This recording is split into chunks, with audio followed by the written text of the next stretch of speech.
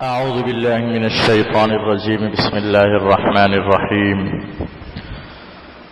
الذين يتربصون بكم فإن كان لكم فتح من الله قالوا ألم نكن معكم وإن كان للكافرين نصيب قالوا ألم نستحوذ عليكم ونمنعكم من المؤمنين فالله يحكم بينكم يوم القيامة وَلَنْ يَجْعَلَ اللَّهُ لِلْكَافِرِينَ عَلَى الْمُؤْمِنِينَ سَبِيلًا. اللہ تعالیٰ نے ارشاد فرمایا یہ منافق لوگ وہ لوگ ہیں جو تمہارے بارے میں انتظار میں رہتے ہیں، بس اگر تمہارے لیے اللہ کی طرف سے کامیابی حاصل ہو جائے تو کہتے ہیں کہ کیا ہم تمہارے ساتھ نہیں تھے، اور اگر کافروں کو کچھ حصہ مل جائے تو یہ ان سے کہتے ہیں کیا ہم تم پر غالب نہیں آ گئے تھے، اور کیا ہم نے تمہیں مسلمانوں سے نہیں بچایا.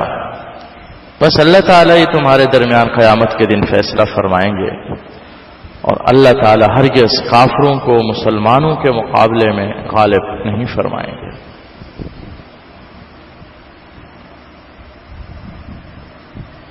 منافقین کا طرز عمل، طریقہ کار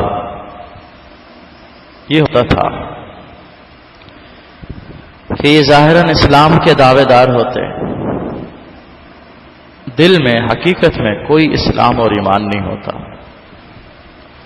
یہ مسلمانوں کے لیے مصیبت کے انتظار میں رہتے تھے. جب مسلمانوں کی لڑائی ہوتی، جنگ ہوتی کافروں کے ساتھ، اور مسلمانوں کو اس جنگ کے نتیجے میں فتح نصیب ہو جاتی، تو یہ منافق مسلمانوں سے کہتے ہیں کہ دیکھو کیا ہم تمہارے ساتھ تھے، مطلب ہم بھی تو ایمان والے ہیں، ہمیں بھی مال غنیمت میں سے حصہ ملنا چاہیے، ہمیں بھی حصہ دو. اور اگر کافروں کو کوئی حصہ مل جاتا، یعنی لڑائی میں کافر غالب آ جاتے، تو یہ منافق کافروں سے کہتے کیا مسلمانوں کی جماعت میں شامل ہو کر ہم تم پر غالب نہیں آ گئے تھے،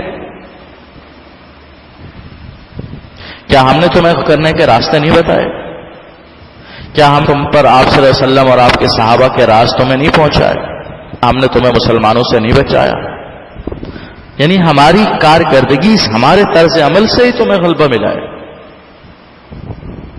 ہم تھے کہ تمہارے ساتھ مل کر، ادھر مسلمانوں کے ساتھ مل کر تمہیں نفع پہنچاتے تھے، ورنہ اگر ہم حقیقت مسلمانوں کے ساتھ ہو جاتے تو تم لوگ غالب نہیں آ سکتے تھے، ہم نے تمہیں غالب کرایا.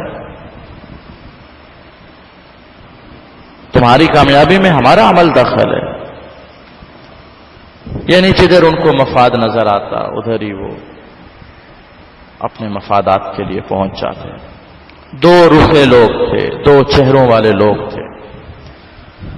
اللہ فرماتے ہیں کہ قیامت کے دن ہی اللہ تمہارے درمیان فیصلہ کرے گا، حقیقی فیصلہ. دنیا میں تو تم نفاق، منافقت کر کے، مکر و فریب کر کے، دغا بازی کر کے گزارا کر لیتے ہو، کبھی ادھر سے کبھی ادھر سے، وہاں سے بھی کوئی مفاد مل جاتا ہے، وہاں سے کبھی مفاد مل جاتا ہے. لیکن روز قیامت اللہ فیصلہ کرے کہ ایمان والے، حقیقی ایمان والے جنت میں جائیں گے، اور کافر اور منافق جہنم میں جائیں گے.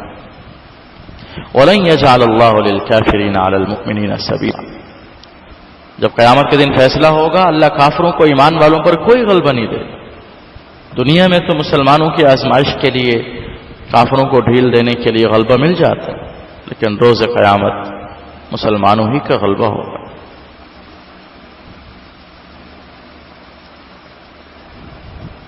اسی آیت کے پیش نظر، اس آیت کے حصے، آخری حصے کے پیش نظر بعد نے یہ بھی لکھا ہے کہ کسی کافر کی ولایت مسلمان پر نہیں، یعنی کوئی کافر اب مسلمان اولاد کا ولی نہیں ہو سکتا.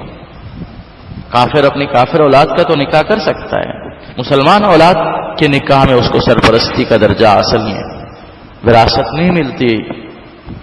اگر والد کافر ہے، اولاد مسلمان ہے، تو اولاد کی وراثت میں سے والد کو کچھ نہیں ملے گا. یا اولاد کافر ہے، والد مسلمان ہے، تو اولاد کو کچھ بھی نہیں ملے گا. اللہ تعالیٰ نے کافروں کے لیے کوئی راہ نہیں چھوڑی ہے ایمان والوں کے خلاف. دنیا میں بھی اس کے کچھ ہیں، اور قیامت کے دن بھی یہی ہوگا کہ مسلمانوں کو اللہ غلبہ دیں.